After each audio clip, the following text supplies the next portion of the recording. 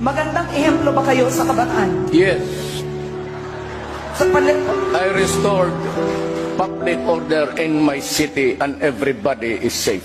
anong posisyon sa gabinete ang ibibigay nyo sa babae?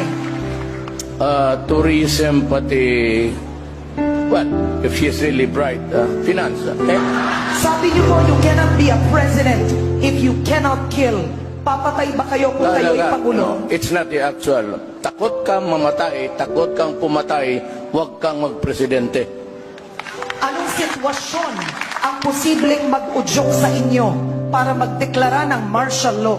Well, rebellion, lawless violence, and, rebellion, lawless So, violence. posible ang martial law sa panunungkulan nyo? No, cannot be. Wala naman, hindi na ganoon kalawak ang rebellion natin.